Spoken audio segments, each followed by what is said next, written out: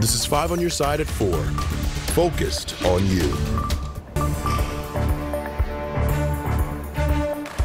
I was looking around to open the door to see where he was at, and I could see him still shooting. I didn't see his face, and then I took off running out the front door.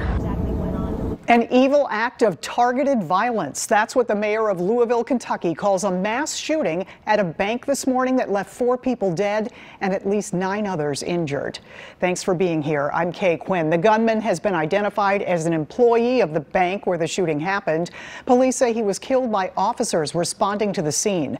Tonight, the actions of those officers is being described as heroic. NBC's Dan Scheneman has the latest. 8:38 a.m. Active shooter at a bank in downtown Louisville. This was terrifying. It was terrifying. 3 minutes after the call, officers were on the scene. The suspect shot at officers. We then returned fire and stopped that threat. The suspect is deceased. Also dead, 4 victims, at least 9 others injured. 2 officers among the casualties. Police say their quick action likely saved lives. And I want to thank them and all our other law enforcement officers for responding and doing their best to try to save some of my friends. I have a very close friend that didn't make it today.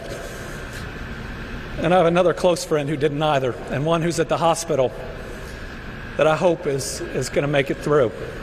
Federal authorities say this is being investigated as workplace violence.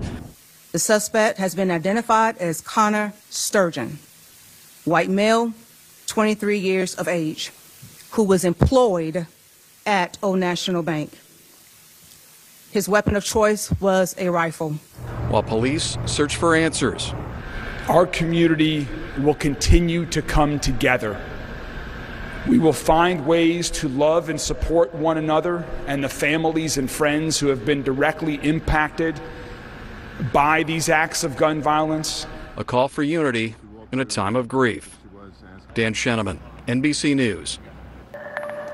New tonight, a mother's cry for help. A St. Louis native traveled here from Texas in the hopes of finding her daughters. She says her 2 little girls were kidnapped by their father. Ashley Rolfe is from St. Louis but moved to Texas within the last year with her children. 3 weeks ago, their estranged father came to visit, and Rolfe hasn't seen her kids since. 5 on your side's Justina Coronel spoke with Rolfe today, and she joins us live downtown. And Justina, what have you learned? Yeah, okay, so loved ones have been passing around these flyers all around the area, including downtown St. Louis. And mom tells me that she's desperate to get the word out and desperate for answers. Now, earlier today, like you mentioned, I sat down with Ashley Rolfe, and she tells me they moved to Mesquite, Texas last summer. That's where 12-year-old Zakiah Newton and 10-year-old Zariah Roof have been going to school. Now, Roof says she's separated from their father in 2016, and he still lives in St. Louis County. She claims his presence has been inconsistent. Now, 3 weeks ago, she got an unexpected text from him saying that he was driving to Texas to see the girls. On March 21st, Rolfe said their father agreed to take them around for a few hours. Rolfe said she heard from her 12-year-old saying they were at a nearby Walmart and they were in this gold and tan colored van. But after that, she said things soon went silent.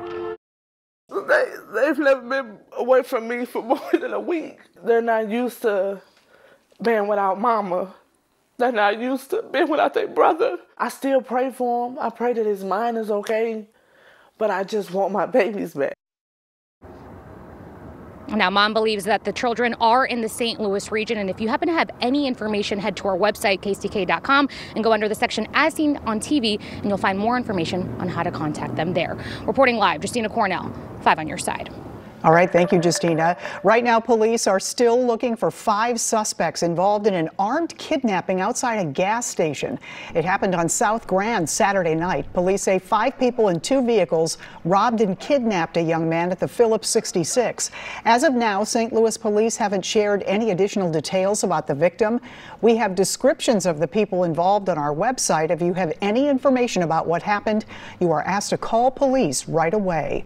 A follow-up now to a story we we brought you Friday. The man charged in a shooting outside a pizza restaurant is still on the loose. St. Louis County prosecutors have charged 30-year-old Azar Thompson in the shooting that sent another man to the hospital.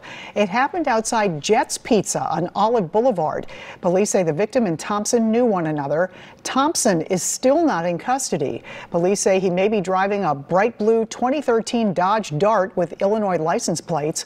The car was last seen turning east on Olive Boulevard. Anyone with information should call Crime Stoppers. The number is 866-371-TIPS. Funeral arrangements have now been announced for the 2 service members killed in a Black Hawk helicopter crash in Kentucky.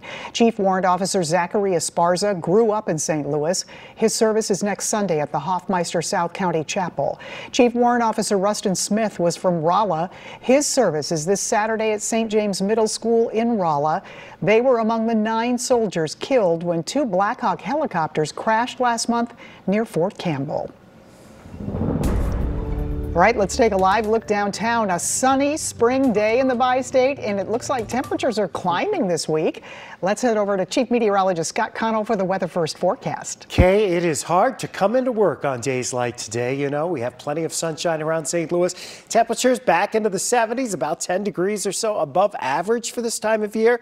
There's a look out into St. Charles, 75 degrees now. Traffic's rolling along, and you can see pretty bright skies across the area. That sunshine has led our temperatures back into the low and mid 70s at this hour.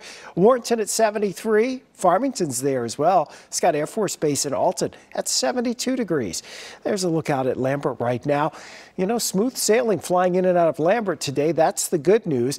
We do have mostly sunny skies. There are some clouds to our west, and yes, there have been showers and thunderstorms back into west central portions of Missouri, heading back into Kansas. Some of those packing a little bit of a punch, but they're dropping more to the south than they are to the east. And so as a consequence, we're looking to stay quiet here for a few more days. Warmer than average for the entire week. We'll be at or above 80 degrees by midweek, and the dry weather continues at least through the work week. We'll talk more about the weekend, Kay, in just a few minutes. All right, we'll see you then. Thank you, Scott. Right now, the U.S. women's national soccer team is in St. Louis, all ahead of the 2023 FIFA Women's World Cup.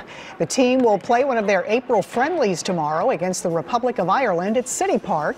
In soccer, a friendly is a match that has no competitive value of any kind. And for one of the players, this game is a homecoming.